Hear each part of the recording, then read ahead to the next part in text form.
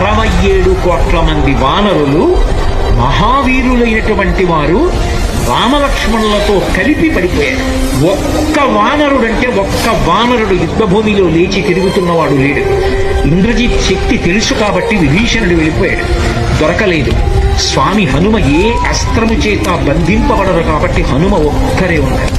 అందరిలో పెద్దవాడు, బ్రహ్మ యొక్క అంశలో వచ్చినవాడు జాంబవంతుడు నేల మీద పడిపోయి ఉన్నాడు. విభీషణుడు కాగడా పట్టుకుని అడిగాడు, తాతా కుశలమేనా అని అడిగాడు. వానరులలో శ్రేష్ఠుడైన హనుమ బ్రతికి ఉన్నారా అని అడిగాడు జాంబవంతుడు. విభీషణుడు అన్నాడు, తాత, నువ్వు అడగవలసినది రామలక్ష్మణులు కుశలముగా ఉన్నారా అని అడగాలి. హనుమ కుశలముగా ఉన్నారా అని అడిగారేం తాత అని అడిగారు. మొత్తం వానరులు రామలక్ష్మణులతో కలిసి పడిపోయినా కూడా నష్టం లేదు. హనుమ ఒక్కరు బ్రతికి ఉంటే మళ్ళీ అందరూ బ్రతుకుతారు. అందరూ బ్రతికి ఉన్నాం.